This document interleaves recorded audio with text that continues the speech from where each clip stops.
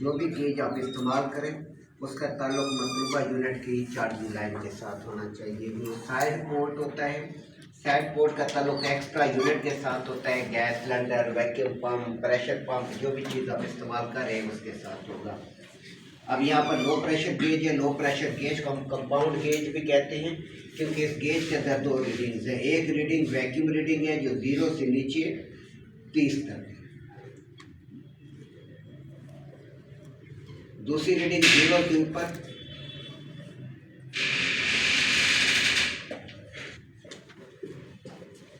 250 PSI तक होती है।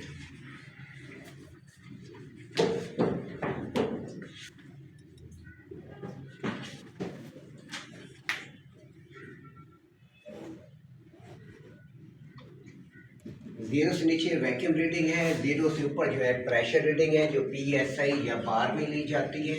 अब हमने कंडेंसर को वॉश किया, वॉश करने का तरीका आपको बता दिया। उसके बाद आपने इसमें ड्रायर लगा दिया, ड्रायर आपने चेंज कर दिया। अब वेपरेटर को वॉश करने की ज़रूरत होती है। वेपरेटर के अंदर कार्बन या स्केल नहीं होगी, कोई भी चीज़ नहीं होगी। वेपरेटर के अंदर जो होता है ऑयल आ जाता है। ऑयल की सूरत के अंदर आ जाता है जब आपका यूनिट चल रहा होता है। उस टाइम क्या होता है, रेफ्रिजरेंट के साथ साथ थोड़ी थोड़ी मिकदार के अंदर तेल भी इसके अंदर शामिल हो जाता है। वो तेल लो टेम्परेचर की वजह से कुछ फ्रीज़र में रुक जाता है। इसे वॉश कर ले तो सबसे बेहतर होता है। बासूरत दिगर कंप्रेसर खुद ही सेक्शन ले रहा होता है तो ऑयल जो है वो ऑटोमेटिक तौर पे वापस कंप्रेसर में आ जाता है। लेकिन यह है कि बेहतर होता है कि आप इसे वॉश कर लें। इसके लिए क्या करना होता है, हम लंबा चौड़ा वॉश नहीं करते, बड़ा सिंपल वॉश करते हैं। इसके लिए आपने क्या करना है, सेक्शन लाइन को कंप्रेसर के साथ आप टांका नहीं लगाएंगे, ठीक है। हम साइडों के अंदर भी यही रास्ता करते हैं, साइड पे जाते हैं तो हमारे पास यही रास्ता होता है। अब आपने क्या करना है, इसके साथ आप R22 34 नहीं लगाएंगे, 34 का प्रेशर इतना नहीं होता। आपने R22 का सिलेंडर इसके साथ अटैच कर देना है।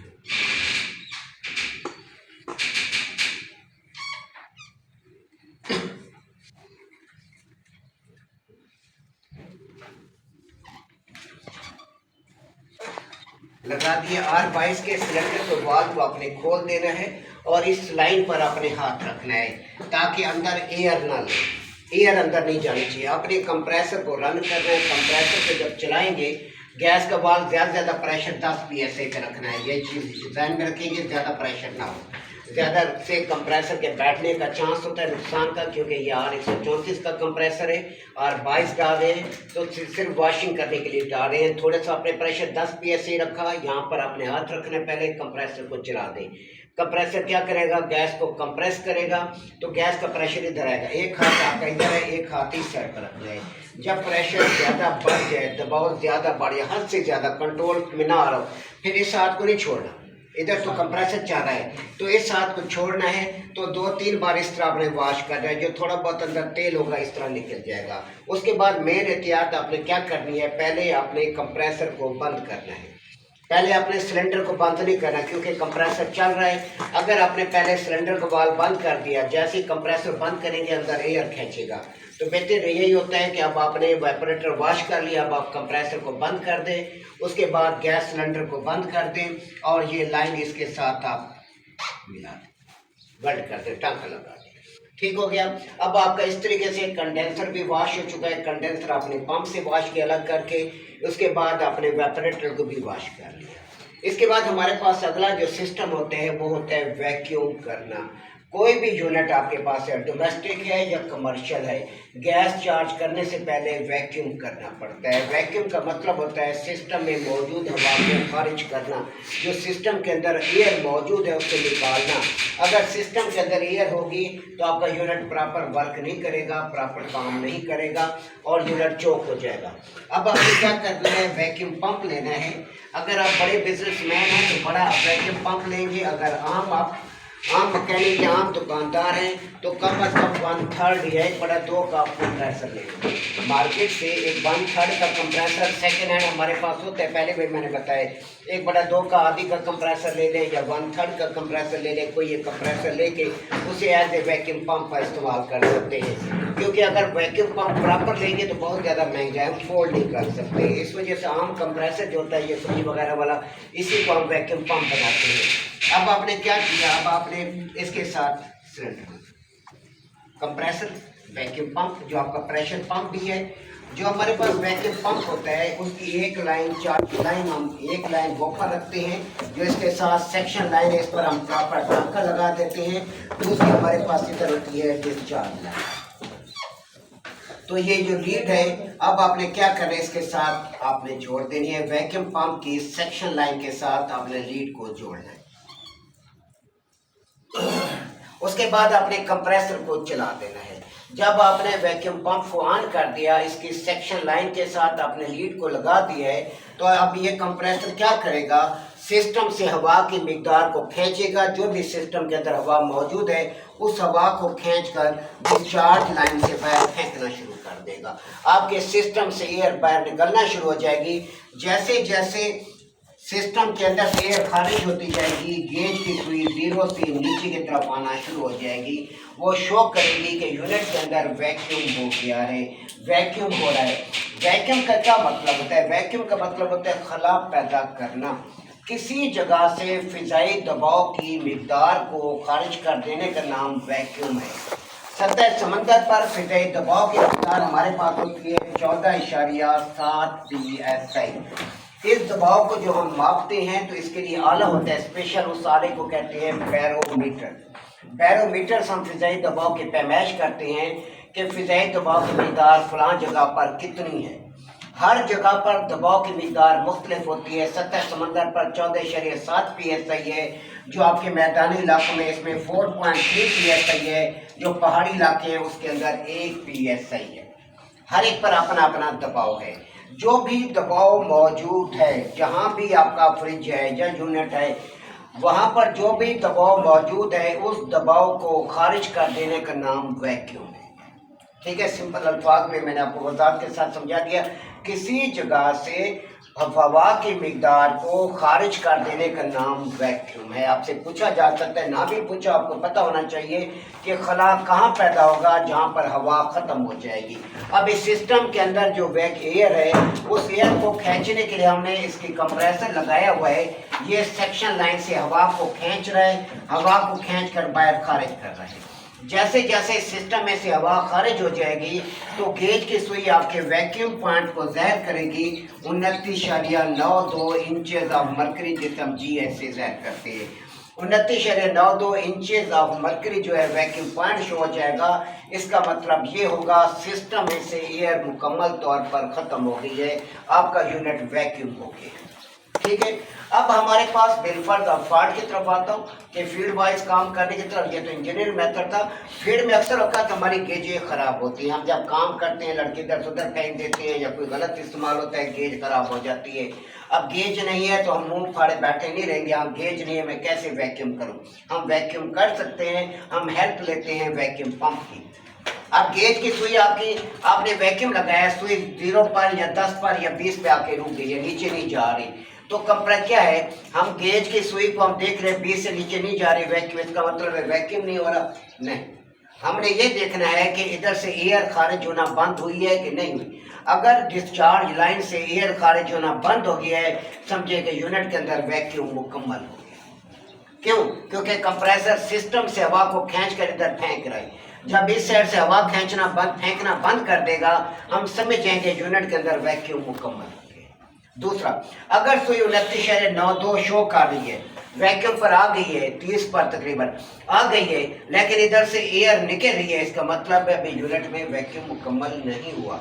जब वैक्यूम मुकम्मल होगा तो इधर से एयर खारिज होना बंद हो जाएगी। समझ आ गई होगी मेरे ख्याल में, इससे ईजी तो नहीं हो सकता। अब वैक्यूम इस तरीके से हम गेजें हमारी ख़राब होती हैं, तो ऐसी सूरत के अंदर हम इसको फॉलो करते हैं। जब वैक्यूम पंप से एयर खारिज होना बंद हो जाए तो समझिए वैक्यूम हो गया। दूसरा, यहाँ पर फील्ड के अंदर, बड़ी फील्ड के अंदर, यहाँ पर HVAC के स्टूडेंट्स ज़्यादा बैठे होते हैं, तो फील्ड के अंदर, बड़ी फील्ड के अंदर हम चिलर में हम वैक्यूम कर रहे हैं, सिस्टम लगा दिया। तो हम जब वैक्यूम पंप को ऑन करते हैं, शुरू के अंदर सिस्टम के अंदर एयर बहुत ज़्यादा है। एयर जब बहुत ज़्यादा है तो आप जब कंप्रेसर को ऑन करेंगे वैक्यूम पंप को, इधर प्रेशर के साथ एयर आएगी बहुत ज़्यादा।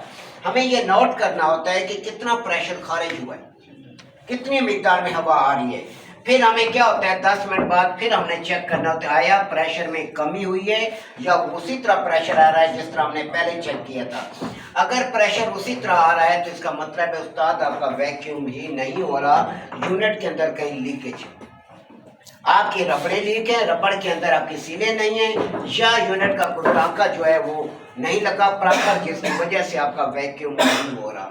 फील्ड के अंदर खासतौर पर इंजीनियर विजिट करते हैं, हाँ जी तो साहब वैक्यूम हो रहा है, जी सर हो रहा है। जब वो चेक करते हैं वो शुरू हो जाता है, कहते तू कर क्या रहा है। अगर जो भी होता है उनके जहन में टेक्निकली क्योंकि गलती हमारी होती है, वो सही कह रहा होता है, हमें चुप करके खड़ा होना पड़ता है। क्या वजह होती है? वजह ये होती है हमने वैक्यूम लगाया और कुर्सी पे बैठ गए कि वैक्यूम हो रहा है, हमने चेक ही नहीं किया। 10-15 मिनट के बाद आया जो वैक्यूम शुरू के अंदर एयर यहाँ खारिज हो रही थी उसमें कमी हुई है कि नहीं हुई, या वैक्यूम पंप ऐसे ही लगा हुआ है। अगर उसमें कमी नहीं हुई इसका मतलब है कि आपने काम ही प्रॉपर नहीं किया, क्योंकि आपने चेक ही नहीं किया कि वैक्यूम हो रहा है कि नहीं हो रहा। आपने लीड के रबड़े नहीं देखे इसके अंदर रबड़े हैं कि नहीं है, या आपका टांका कोई टूटा हुआ है, टांका प्रॉपर नहीं लगा हुआ जिसकी वजह से यूनिट एयर ले रहा है उधर से, ये कंप्रेसर उस साइड से हवा को खींच रहा है, हवा को खींच कर इधर फेंक रहा है। तो इस वजह से क्या होना चाहिए 10 मिनट के बाद हमें लाजमी तौर पे चेक करना चाहिए इस एयर में कमी आनी चाहिए। अगर एयर में कमी नहीं आ रही इसका मतलब है वैक्यूम नहीं हो रहा। आप उसी टाइम रुक जाएं और प्रेशर देकर देखें कि कहाँ लीकेज है जिसकी वजह से वैक्यूम नहीं हो रहा, या आपके लीड के रबड़े अंदर सिलें नहीं लगी हुई, या आपकी गेज का वॉल लीक है, क्या वजह है जिसकी वजह से इधर प्रेशर में कमी वाक़या नहीं हुई। ये चीज़ें नोट करनी होती है कि इंजीनियर्स को एक एक चीज़, क्योंकि आम मैकेनिक में आप में ज़मीन आसमान का फ़र्क होता है। आप एक एक चीज़ को टेक्निकली तौर पे देखते हैं कि क्या इश्यू आ रहा है, किस वजह से ऐसे आ रहा है और क्यों आ रहा है ये। तो जब इधर से एयर आना बंद हो जाए तो समझ जाए कि वैक्यूम हो रहा है, मुकम्मल हो चुका है। तो उसके बाद अपने गेज के वाल्व को बंद करना है। साथ मैंने फॉल्ट की निशानदेही की है कि आपका वैक्यूम अगर गेज खराब है तो इधर से एयर आना बंद हो गई है तो समझ जाए कि वैक्यूम मुकम्मल हो गया है। अगर गेज की सुई 29.92 पर पहुंच चुकी है मगर इधर एयर आ रहा है इसका मतलब यह है कि उस्ताद वैक्यूम नहीं हुआ, सुई खराब है जो फौरन 29.92 पर वैक्यूम पर पहुंच गई है मगर इधर से एयर आ रही है, वैक्यूम नहीं हुआ। ठीक है, ये तरीका है हमारे पास वैक्यूम करने का, ये है मैकेनिकल वैक्यूम। दूसरा हमारे पास होता है सेल्फ वैक्यूम। सेल्फ वैक्यूम हम साइडों पर करते हैं, बिल्कुल अक्सर औकात ऐसे होता है, कहते हैं मोची की जूती हमेशा टूटी होती है, वही हमारे पास वैक्यूम पंप जल जाता है, हमें पता है पैसे लगेंगे, हम वैक्यूम पंप नहीं लेते, हम ऐसे निज़ाम चलाते हैं। या कहीं साइडों पर हम काम करने जाते हैं, बिल्कुल घरों में काम करने जाते हैं तो हमारे पास और सामान साथ काफ़ी होता है तो हम वैक्यूम पंप को नहीं उठा के जाते, हम 10-15 किलो और वजन अपने ऊपर नहीं डालते। हमारे पास एक वेल्डिंग प्लांट सेट होता है और सिलेंडर भी बड़े नहीं उठा के जाते, छोटे सिलेंडर, हम किलो वाले सिलेंडर आपको दिखाऊंगा गैस चार्जिंग पे, अभी आप आ गए हैं तो वो सिलेंडर हम लेकर जाते हैं, बड़े सिलेंडर भी नहीं उठा के जाते क्योंकि साइड पे जाना है। छोटा सिलेंडर होता है, केन होता है, बैग के अंदर आ जाता है। सिर्फ एक वेल्डिंग प्लांट होता है, वेल्डिंग प्लांट पाकिस्तान के अंदर आप छोटे छोटे इतने वैक्यूम आपके वेल्डिंग प्लांट आ गए, फॉरेन के अंदर इतने छोटे छोटे वेल्डिंग प्लांट है, वहाँ पे मसला उठाया डिग्गी में डाला और ये जा वो जा। यहाँ तो बड़े बड़े सिलेंडर यूज़ होते हैं लेकिन फॉरेन कंट्रीज़ के अंदर छोटे छोटे सिलेंडर होते हैं। अब यहाँ भी अवेलेबल है छोटे सिलेंडर, आराम से जहाँ भी आपने काम करने जाना है हाथ में पकड़ा और साइड पर पहुँच गए, काम जाके निपटाया। साइडों के अंदर हम क्या होता है हमारे पास, हम वहाँ पर सेल्फ वैक्यूम करते हैं, मैकेनिकल वैक्यूम नहीं करते। मैकेनिकल वैक्यूम वो वैक्यूम होता है जिसके लिए अलग से आप वैक्यूम पंप इस्तेमाल करें। सेल्फ वैक्यूम वो वैक्यूम होता है जिसमें आप उसी ही यूनिट के कंप्रेसर को इस्तेमाल करके आप वैक्यूम करेंगे। अब देखिए इसके अशकाल पहले बना लें क्योंकि ये सारा गड़बड़ हो जाएगा। मैकेनिकल यूनिट में मैकेनिकल वैक्यूम करना,